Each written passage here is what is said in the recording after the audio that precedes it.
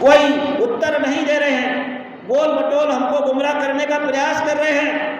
ये बात माननीय बहन जी ने भांपी तो तुरंत 10 अगस्त को दोबारा से पीसी उन्होंने बुलाने का काम किया और इस बात को साफ किया, माननीय सुप्रीम कोर्ट के सामने फिर दोबारा से इस निर्णय पर पुनर्विचार करने के लिए आह्वान किया, निवेदन किया और साथ ही सरकार को चेतावनी दी। आप जब पूरे देश में कोई भी समस्या आपातकाल जैसी आती है, आप तत्काल सदन बुला लेते हैं, तो ये तो आपातकाल से भी बड़ी समस्या है। आपको तत्काल सदन बुलाना चाहिए और सदन में जो निर्णय आया है उसको निष्प्रभावी बनाने के लिए आपको सदन में बिल लाना चाहिए। उस बिल को पास करा के आपको उस निर्णय को निष्प्रभावी बनाना है। फिर भी उस आरक्षण से छेड़खानी ना हो, उसके लिए उसको 9वीं अनुसूची में आपको डालने का काम करना है। साथियों, इस पर अभी भी कोई ठोस जवाब सरकार का नहीं आया है और उसके एवज में कांग्रेस पार्टी की जहाँ प्रदेशों में सरकार है और बीजेपी की जो सरकार है, मैंने उत्तर प्रदेश के पेपर में पढ़ा है, वहाँ पर उन्होंने 3 लेयर बना दी हैं। ओबीसी समाज की 3 लेयर बना दी है, एससी समाज की 3 लेयर बना दी है, एसटी समाज की 3 लेयर बना दी है। साथियों, ये समाज के आधार पर ये लेयर बना रहे हैं और क्रिमिनल के आधार पर आरक्षण देने की बात कर रहे हैं। जिसको आरक्षण एक बार मिल गया उसको नहीं देने की बात कर रहे हैं, वकालत कर रहे हैं और समाज को गुमराह कर रहे हैं। जबकि संविधान ये कहता है कि समाज के साथ भेदभाव जातिता के आधार पर होता है, शैक्षणिकता के आधार पर होता है, उनके आर्थिक आधार पर नहीं होता है। आर्थिक आधार पर तो कई धन्ना सेठ समाज के भी पड़े होंगे, पर उनका भी अपमान जाति के आधार पर होता है। इसलिए आरक्षण जाति के आधार पर है, ना कि आर्थिक आधार पर। और साथियों, आज पूरे देश की पार्टियां, कांग्रेस, बीजेपी और तमाम इनके घटक दल आज इनके मुंह में दही जम गया है, आवाज निकालने के लिए तैयार नहीं है। और बड़ी विडंबना देखिए, कांग्रेस बीजेपी के जो प्रकोष्ठ होते हैं, अनुसूचित जाति, अनुसूचित जनजाति, तमाम इनके मोर्चे होते हैं, उनके जो कार्यकर्ता हैं, उनके जो नेता हैं, उनके जो पदाधिकारी हैं, अब उनको एक नया तमगा हाथ में देते हुए बोले जाओ अपने समाज में समाज की मीटिंग करो और बोले हम समाज के द्वारा इस बिल को हम कैंसिल कराने का काम करेंगे। मैं उन समाज के ठेकेदारों से भी कहना चाहता हूँ, आप लोगों के माध्यम से, जब आप पार्टी बीजेपी में काम करते हो, आप बीजेपी का अनुसूचित मोर्चा में काम करते हो, आप कांग्रेस के अनुसूचित जाति के मोर्चे में काम करते हो, तमाम उनकी शहर में काम करते हो, जब आप उनके शहर में काम करते हो, चुनाव के समय पर आप उनका झंडा उठाते हो, तो फिर ऐसे आंदोलन के लिए आप उस झंडे को लेकर क्यों नहीं आते हो? क्यों समाज की वकालत करते हो?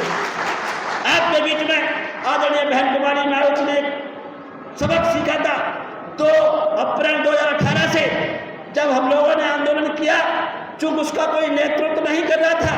जब नेतृत्व नहीं कर रहा था तो हम लोग अनटेंड कार्यकर्ता लोग, युवा, जिसको कोई होश ही नहीं था हमें क्या करना है, क्या नहीं करना है, कैसे आंदोलन करना है, और कुछ असामाजिक तत्वों ने उसमें आकर शरारत कर दी और हमारे लोग झूठे केसों में फंस गए।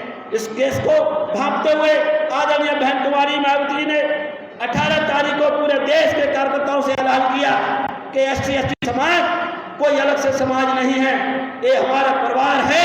और बहुजन समाज पार्टी का एक एक कार्यकर्ता झंडा लेकर समाज के साथ खड़ा रहेगा।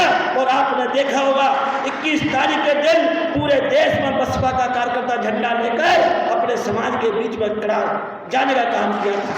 और इस प्रदेश में 2018 में 2 अप्रैल के दिन जो दंगे फसाद झूठे मुकदमे केस हुए थे, जब BSP ने इसकी कमान संभाली तो पूरे देश में एक चर्चा नहीं आई कि कहीं पर झगड़ा हुआ हो। और पूरा पुलिस प्रशासन, सामान्य प्रशासन 18 तारीख को जैसे ही बहन जी ने ऐलान किया कि हम समाज के साथ खड़े होकर उनका साथ देने का काम करेंगे, पूरा प्रशासन हमारे टच में आ गया, हमारे जिलाध्यक्षों की टच में आ गया, जिले के वरिष्ठ नेताओं की टच में आ गया। भाई क्या करने वाले हो? हमने कह दिया हम कुछ नहीं करेंगे, हमारी नेता का आदेश है, हम बाबा साहब के सिपाही, अनुशासित सिपाही हैं, हमें माननीय बहन जी के आदेश पर झंडा लेकर शांतिपूर्वक अपने व्यापारी भाइयों से, अपने जो भी बाजार में जो व्यवसाय चलाते हैं उन सभी भाइयों से निवेदन और अपील करना है, पुलिस प्रशासन से, सामान्य प्रशासन से अपील करना है कि आप हमारा साथ दीजिए। हम शांतिपूर्वक लोकतंत्र व्यवस्था में हम अपना एक आवेदन, एक ज्ञापन मां नहीं, राष्ट्रपति महोदय के नाम जिला कलेक्टर महोदय को देना चाहते हैं। जिला कलेक्टर एसपी बोले कि हम आपका आवेदन सर्किट हाउस में ही ले लेंगे। मैंने कि नहीं, ये जनता का मैसेज है, जनता के बीच में जाना चाहिए। हम आपके साथ चलते हैं और उसमें हमारे सभी व्यापारी भाइयों ने और खासकर भूमिका हमारे राम प्रकाश राजौरिया जी या हमारे रमेश गर्ग जी, इन्होंने भी अपने भाइयों से अपील की कि जब आज संकट की घड़ी में, आपातकाल जैसी स्थिति में ये लोग हमसे अगर सहयोग मांग रहे हैं, कल हमारे साथ भी कुछ होगा तो ये हमारे साथ भी कंधे से कंधा मिलाकर चलेंगे, तो आज हम इनका सहयोग करेंगे। और मुरैना में और भिंड में, ग्वालियर में, पूरे प्रदेश में शांतिपूर्वक माननीय बहन कुमारी मायावती के मार्गदर्शन में, नेतृत्व में हमारे कार्यकर्ताओं ने ज्ञापन सौंपने का काम किया है। और उसके बाद अब भाजपा कांग्रेस क्या कर रही है, उन्होंने दो अलग अलग दलित समाज के सामाजिक संगठन बनाकर अब वो आंदोलन करवा रही है। एक को पक्ष में लगा दिया है और एक को विपक्ष में लगा दिया है। विपक्ष वाले कह रहे हैं अगर हमारा इस वर्गीकरण का कोई विरोध करेगा हम उस पार्टी को वोट नहीं देंगे। आप सोचिए जरा, एससी के सभी लोग हैं, उनसे कहा जा रहा है कि आप अगर इस वर्गीकरण का विरोध करेंगे हम उस पार्टी को वोट नहीं देंगे। यानी आज इस वर्गीकरण का, इस कोटे के अंदर कोटे का, क्रिमिलियर का हर कोई डटकर मुकाबला कर रहा है, विरोध कर रहा है, तो बहुजन समाज पार्टी और उसकी नेता आदरणीय बहन कुमारी मायावती कर रहे हैं। और बहन जी ने कहा है कि मेरे दल में भी अगर कोई कांग्रेस जैसी फितरत रखता है या उनके नकली अमरिंदरवाद रखता है और वो इस बिल का समर्थन भी करता है तो वो इस दल से भी जा सकता है। यानी आप जानते हो स्पष्ट संदेश है, हम भाईचारा बनाना चाहते हैं, जाति तोड़ो समाज जोड़ो का नारा लगाना चाहते हैं। हम लोग एक पैगाम, ये संदेश देना चाहते हैं, हम ना कोई छोटे हैं ना बड़े हैं, संविधान के अनुसार जिसकी जितनी संख्या है उसके हिसाब से हमको हक अधिकार मिलना चाहिए। एक कोटे के अंदर कोटा नहीं चलेगा। वो लोग भी हमारे भाई हैं, आज इतने पढ़े लिखने के बाद भी जब बड़े डॉक्टर की भर्ती होती है या सीनियर IAS की भर्ती होती है या कोई सेक्रेटरीट की भर्ती होती है, उसमें इंटरव्यू के आधार पर वो लोग भर्ती कराते हैं। उसमें मालूम है क्या लिखते हैं आज भी, not found suitable candidate for this post. आपका कैंडिडेट इस पद के लिए उपयुक्त नहीं है, इसलिए भर्तियों को ट्रांसफर किया जाता है। ये तो आज हालत है, जब एक क्रिमिनल लगा देंगे, यानी जिसको एक बार आरक्षण मिल गया है उसको दोबारा नहीं मिलेगा। अब वो जो गांव में रह रहे हैं उनके लिए शिक्षा का स्तर अच्छा नहीं है, उनके लिए पढ़ाई के लिए घर में पैसे नहीं है, पूरे देश में शिक्षा का निजीकरण हो गया है। जब हम अपने बच्चों को अच्छे स्कूल में पढ़ा नहीं पाएंगे, जब वो कंपटीशन देने जाएगा, इंटरव्यू देने जाएगा और जब उसके पास उतनी योग्यता नहीं होगी तो उन सारी पोस्टों को भी वो ट्रांसफर कर देंगे। ऐसी सोच कांग्रेस बीजेपी और इनके गठबंधन की बन गई है। इसलिए आपको इस आपातकाल के समय पर जो आदरणीय बहन कुमारी मायावती ने आह्वान किया है, ये मेरे समाज के भाइयों, आप लोग इकट्ठे हो जाओ और एक झंडा, एक नेता और एक पार्टी के आप समर्थन करो। आपके सामने आपातकाल जैसी स्थिति है, हम आपकी लड़ाई को लड़ेंगे और जब तक लड़ेंगे जब तक हमें सफलता नहीं मिलती। आज पूरे देश में पूरा मीडिया इस बात को दबाने का प्रयास कर रहा है, इसलिए माननीय बहन कुमारी मायावती जी ने 27 अगस्त को एक ब्लू बुक उन्होंने छापी है।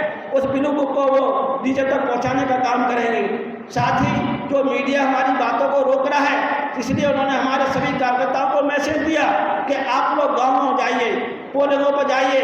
जो 4 तारीख की प्रेस कॉन्फ्रेंस है, 10 तारीख की प्रेस कॉन्फ्रेंस है, या जो मेरे प्रेस नोट है या मेरे ट्विटर है, इन सबको हमें गाँव में जाके पढ़ाना है, बताना है। इसलिए कि क्या आगे सरकार करने वाली है और क्या इनकी मंशा है, हम लोगों को क्या करना है। जो बात प्रभा जी ने बताई कि हमारे कार्यकर्ताओं को टीच भी करना है जाके, तो टीच का मतलब ये होता है कोई हमें उनको पढ़ाना है। तो क्या पढ़ाना है?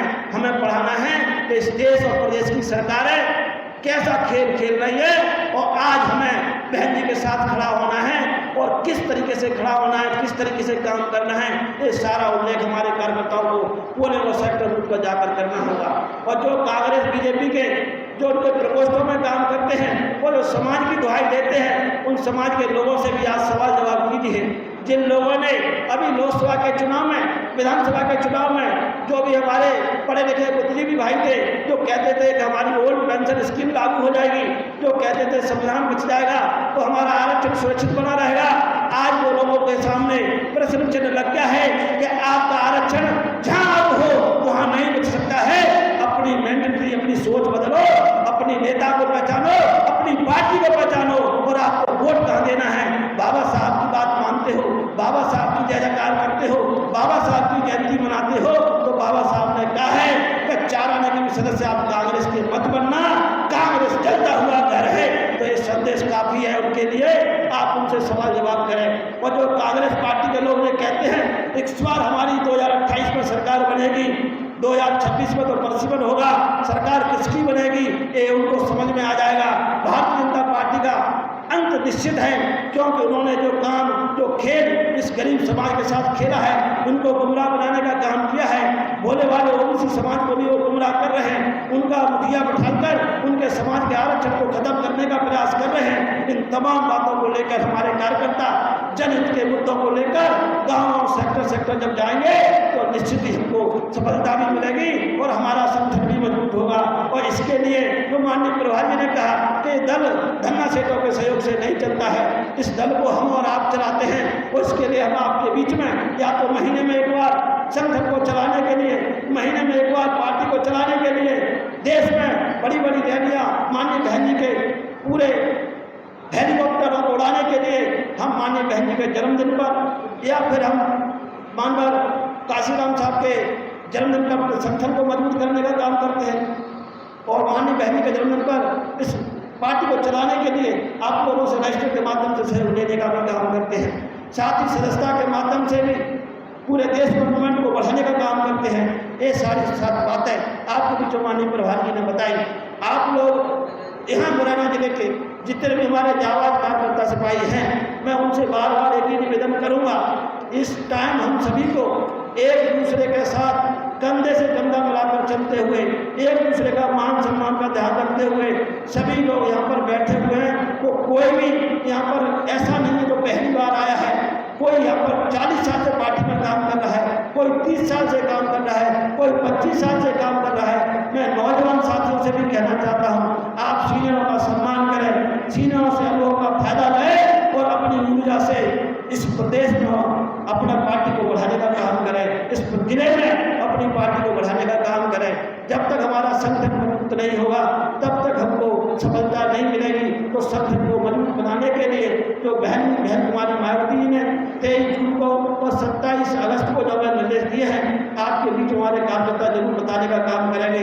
और हमारे कार्यकर्ता विधानसभा में जाने का काम शुरू कर दिया है, पर प्लानिंग के साथ आप लोग जितना काम कर लें उस काम की समीक्षा जरूर करें, क्या कमी है, क्या उसमें सुधार करने हैं, कौन सा कार्यकर्ता कितना समय दे रहा है। हमें उनकी व्यवहारिक समस्याओं को भी ध्यान में रखना है, हमारी बहन बेटियों को भी हमें तैयार करना है, क्योंकि इस प्रदेश में हमें हर हालत में इस बार जंग ऐसी लड़ना है कि 2028 में हमको जरूर सफलता मिले। 2023 में क्या कमी रह गई, क्योंकि 2018 के बाद जो 2023 का चुनाव हुआ है उसमें हमें काफ़ी परिवर्तन देखने को मिले हैं। आज पूरे प्रदेश में 80% बसपा के प्रत्याशी जो चुनाव लड़े हैं वो पार्टी के साथ काम कर रहे हैं, ये अच्छी बात है। 2018 में तो हमारे 95% प्रत्याशी